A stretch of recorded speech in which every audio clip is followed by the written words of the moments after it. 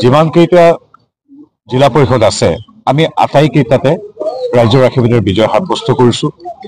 প্ৰতিটো সময়ত বিধানসভা সমষ্টিত 4খনকৈ, যোৰহাট লোকসভাৰ এই 4খন জিলা, শিৱসাগৰ, মাজুলী, চৰাইদেউ আৰু যোৰহাটত 40খন আসন আছিল। 40খন আসনতে আমি বিজয় সাব্যস্ত কৰিছোঁ জিলা পৰিষদৰ, আৰু কংগ্ৰেছ, ৰাইজৰ দল, জাতীয় পৰিষদ ইত্যাদিৰ ফলাফল শূন্য। ঠিক একেধৰণে আমি আঞ্চলিক পঞ্চায়ততো আমি নিৰংকুশ বিজয় সাব্যস্ত কৰিছোঁ, সকলোৱে জানে। ৱাৰ্ডত যদিও আমাৰ চিম্বল নাছিলে, আমাৰ শুভাকাংক্ষী তথা বিজেপিৰ সদস্যসকলে তাত অংশগ্ৰহণ কৰিছিল নিজৰ নিজৰ চিহ্নৰে। তাতো আমি 95% আসনত, তাতকৈ বেছি হ'ব পাৰে, আমি আসনত জয়লাভ কৰিছোঁ। এয়া হ'ল জনাদেশ, জন আশীৰ্বাদ।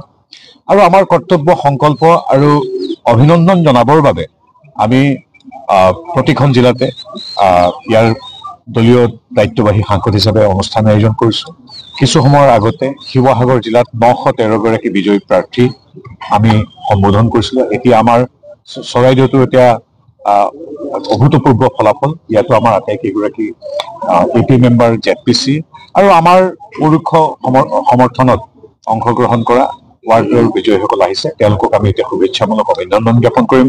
আৰু আমাৰ যিটো নিষ্ঠা একাগ্ৰতাৰে হিমন্ত বিশ্ব শৰ্মাদেৱে নৰেন্দ্ৰ মোদীদেৱৰ অনুপ্ৰেৰণা তথা সহযোগিতা যেনেকৈ বিকাশৰ এক ঢল বোৱাইছে, তাত কেনেকৈ আমি সহযাত্ৰী হ'ব পাৰোঁ, দুৰ্নীতিক আমি কেনেকৈ শতযোজন দূৰলৈ ঠেলি দিব পাৰোঁ, আমি কিদৰে আমাৰ গাঁওখনৰ উন্নয়ন কৰিব পাৰোঁ, তাৰ বিষয়ে আমি নিজৰ ভিতৰতে আলোচনা কৰিম অভিনন্দনৰ সমান্তৰালভাৱে। আৰু সেইবাবে আমি আজি চৰাইদেউত আছোঁ। পুনৰবাৰ এই সংবাদ মাধ্যমৰ জৰিয়তে আমি যোৰহাট লোকসভা তথা আমাৰ ঐতিহ্যমণ্ডিত চৰাইদেউ জিলাৰ প্ৰতিগৰাকী ভোটদাতা ৰাইজক ধন্যবাদ জনাইছোঁ। আপোনালোকে জানে যে এই দুটা সমষ্টিত আমি বিগত সময়ত লোকসভাত যদি চাওঁ, এটা সমষ্টিত 10, এটা সমষ্টিত 9, এনেকৈ 19,000 ভোটত পিছ পৰি আছিলোঁ।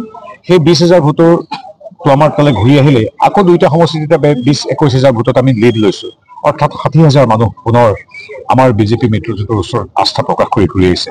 ঠিক সেইদৰে আজি থাওৰা সমষ্টিত প্ৰায় 40,000, নাজিৰা সমষ্টিত 25,000 ভোট ইত্যাদিত আমি আগবাঢ়ি গৈছোঁ। গতিকে কেৱল গ্ৰামাঞ্চলৰে প্ৰায় 2.5 লাখতকৈ অধিক ভোট আমি বেছিকৈ লাভ কৰিছোঁ বিৰোধী।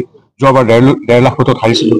4 লাখ মানুহে গভীৰ আস্থা প্ৰকাশ কৰিছে। আমি তেওঁলোকৰ শ্ৰীচৰণত সেৱা জনাইছোঁ আৰু আমি নিশ্চিত যে নৰেন্দ্ৰ মোদীৰ অনুপ্ৰেৰণা আৰু সহযোগিতাৰে মাৰ্গদৰ্শনেৰে হিমন্ত বিশ্ব শৰ্মাদেৱে যিটো ইয়াত বিকাশৰ ঢল বোৱাইছে, সেই ডাবল ইঞ্জিন চৰকাৰৰ আমাৰ যি ৰেল, তাত আমাৰ সকলো সহযাত্ৰী হৈছোঁ। আমাৰ এতিয়া দায়িত্ব বাঢ়িছে।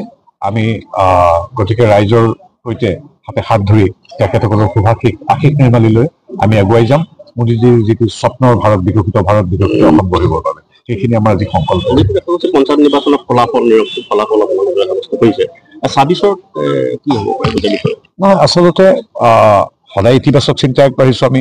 যিহেতু লোকসভাৰ সময়তো আপোনালোকে মোৰ এই শুনাৰীতে সুধিছিল যে লোকসভাত আপোনালোকে ইমান ভাল ফলাফল লাভ কৰিছে, যে পূৰ্বতে বিৰোধীৰ আছিল 5খন আসন, কিন্তু এইবাৰ সমগ্ৰ বিৰোধী একলগ হোৱাৰ পিছতো তেওঁলোক 3খনলৈ পৰ্যবেক্ষিত হ'ল আৰু আমি 11খন লাভ কৰিলোঁ। পঞ্চায়তত কেনে হ'ব বুলি আপোনালোকে সুধিছিলে। তেতিয়া আমি কৈছিলোঁ জনতাৰ আশীৰ্বাদ আমাৰ ওচৰত সদায় আছে। তাৰপিছত ৰাভা যৌথ মঞ্চৰ সহযোগত আমি ৰাভা সাহিত্য শাসিত পৰিষদত বিজয় সাব্যস্ত কৰিছোঁ আৰু পঞ্চায়তত আমি ৰাইজৰ বিপুল আমি আশীৰ্বাদ লাভ কৰিছোঁ।